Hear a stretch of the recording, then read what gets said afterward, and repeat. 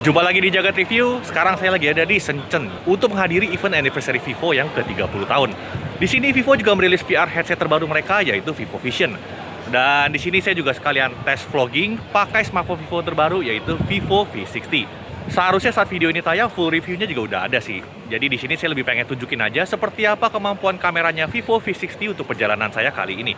Sekalian kita juga akan kunjungan ke headquarter Vivo yang ada di sini juga. Oke, selamat datang di Jajal, Jagat Jalan Ikutan.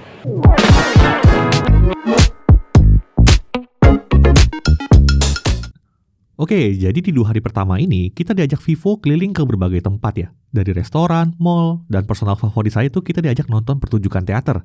Ini lokasinya ada di Splendid China Fall Culture Village.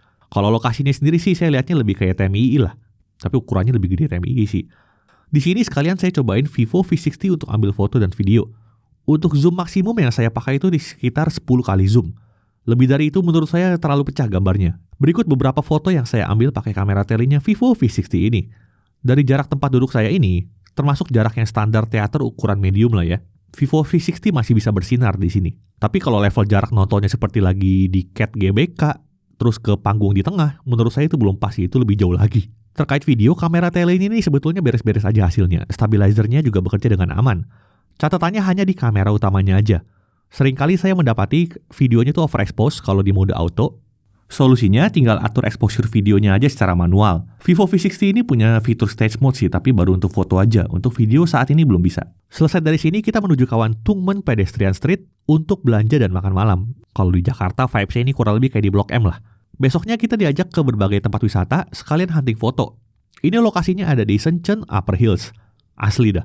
Arsitekturnya keren banget di sini. Fitur di Vivo V60 yang saya pikir tadinya gimmick doang gak bakal kepake, itu adalah AI 4 Seasons. Surprisingly, saya lumayan sering pakai fitur ini. Jadi di setiap spot-spot foto yang banyak gedung dan hijau daun, hasilnya bakal keren-keren. Saya pribadi suka. Tapi foto-fotonya ini butuh diproses secara online ya. Jadi fitur ini butuh terkoneksi ke internet juga. Yang perlu diperhatikan paling warna hijaunya sih. AI-nya ini nggak pandang bulu soalnya. Bangunan pun kalau warna temboknya hijau, bakal diubah juga warnanya. Kayak gini lah contohnya. Kalau yang ini, kita lagi hunting foto di daerah yang namanya Nantou Ancient Town. Ini menarik sih daerahnya. Padahal ini kayak komplek yang isinya apartemen warga. Banyak juga yang masih tinggal di sini, cuma sama mereka dijadikan tempat wisata untuk turis. Sore ke malam, kita juga hunting foto di Ferris wheel yang jadi spot ikonik di kota Shenzhen ini. Oke, kita langsung aja ke main eventnya. Perayaan anniversary Vivo sekaligus peluncuran Vivo Vision. Di sini kita lebih dengerin presentasinya aja dan cuma bisa lihat produknya, belum boleh dipegang. Kita baru bisa hands-on dan cobain Vivo Vision besoknya. Jadi kita diajak ke headquarter Vivo yang gede ini, khusus untuk nyobain Vivo Vision. Ini aja ngantri ya, per orang cuma dikasih waktu sekitar 30 menit untuk nyobain sekaligus bikin konten. Nah untungnya nih ya, Vivo Visionnya ini dihubungkan ke sebuah tablet, jadi saya bisa kasih lihat ke kalian apa yang saya lihat dari dalam headsetnya ini. Senang banget saya bisa nyobain langsung next level entertainment seperti ini. Ini responsivitas untuk navigasinya sudah setara dengan Apple Vision Pro. Secara hardware dan software bisa saya bilang sudah cukup matang. Untuk yang penasaran SoC-nya pakai apa, ini pakai Qualcomm punya ya. Namanya Snapdragon XR2 Plus. Jadi Qualcomm sendiri ternyata sudah siap ya untuk teknologi VR seperti ini. Dari segi baterai, ini masih pakai konsep seperti Apple Vision Pro. Kita butuh pakai power bank yang terpisah.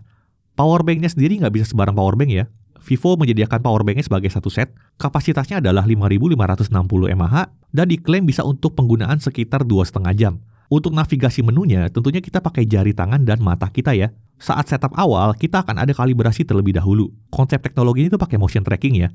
Vivo Vision ini dilengkapi beberapa kamera dan sensor untuk mengukur pergerakan tangan kita di udara. Hal yang impresif menurut saya adalah bobotnya dan compactnya. Gila, cuma 398 gram cuy. Sebagai gambaran, Apple Vision Pro itu di sekitar 650 gram. Lalu Apple AirPods Max itu sekitar 380 gram. Jadi, ini sudah seperti pakai headset biasa aja. Dan mungkin akan muncul pertanyaan juga ya, ini nasib yang matanya minus gimana? Saya pribadi juga pakai kacamata, jadi sebelum nyobain, tim Vivo pinjam kacamata saya untuk mengukur minusnya. Karena Vivo juga menyediakan lensa khusus untuk dipasang ke dalam device-nya.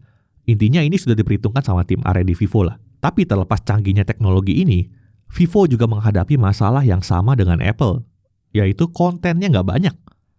Developer software belum banyak yang mau bikin software spesial untuk hardware-nya ini. Selain kompleks, R&D-nya juga mahal luar biasa. Marketnya juga belum terhitung besar. Makanya untuk awal-awal pakai sih pasti semua akan terkesan. Tapi kalau kontennya sedikit, ujung-ujungnya jadi terabaikan, seru di awal doang. Apple Vision Pro juga sudah jarang ada yang bahas lagi kan sekarang. Nah, untuk saat ini meskipun sudah diluncurkan, Vivo Vision ini belum dijual bebas di pasaran ya. Mereka masih dalam proses survei pasar dan mencari feedback masyarakat. Vivo sendiri memutuskan untuk membatasi ketersediaannya hanya untuk pengalaman di dalam toko dan pemesanan yang terbatas. Untuk harganya sendiri dijual di sekitar 10.000 yuan atau setara dengan 1.400 USD. Ini harga yang jauh lebih murah dibandingkan dengan Apple Vision Pro yang dijual mulai dari 3.500 dolar. Asli sih, saya pribadi tertarik untuk menggunakan VR headset seperti ini. Buat nonton film bro, gila asik banget. Bisa nonton film dengan warna layaknya lagi nonton di TV biasa. Tapi ukurannya kita bisa atur sesuai selera dan layarnya bisa menyesuaikan posisi kemana kepala kita menghadap. Karena konsepnya floating window, kita juga bisa mengatur posisi layarnya ada di mana. Speaker di sini pun bagus ya, dan cukup imersif. Posisinya ada di bar kiri kanan yang ini. Asiknya meskipun kita setel ke volume yang besar, pengalaman audionya nggak akan sampai mengganggu orang lain. Setidaknya kalau kita pakai di satu ruangan kecil, suaranya tuh nggak sampai tembus tembok dan mengganggu tetangga lah. Nggak sabar sih menunggu produk ini segera mainstream dan terjangkau. Yes, ini bener-bener next level entertainment. Semoga segera jadi next level productivity juga. Saya juga sempat mampir ke offline store Vivo yang ada di sini ya. Asik juga ya jadi warga lokal di sini. Produk-produk teknologi baru seperti ini bisa mereka coba duluan. Dan variannya bahkan lebih banyak ketimbang beberapa negara lainnya. BTW mau intermezzo sedikit ya, di luar teknologi sih. Buat yang mau ke Shenzhen dan kebetulan wibu, sejauh pantauan saya selama trip ini, daerah sini ada beberapa toko yang jual figur, aksesoris anime, dan game juga. Tapi koleksinya masih B aja sih menurut saya. Lebih banyak koleksi-koleksi barang lama. Kalau kalian ekspektasinya mau belanja perwibuan yang lengkap, mungkin ini bukan kota yang pas. Sekian perjalanan liputan saya kali ini. Agenda lainnya lebih banyak hunting foto dan jalan-jalan aja sih. Saya pribadi kalau lagi trip seperti ini, suka tema foto candid. Formula yang saya pakai sederhana sih. Zoom 2 kali atau sekitar 50 mm, pakai portrait mode, lalu candid foto dari jarak jauh.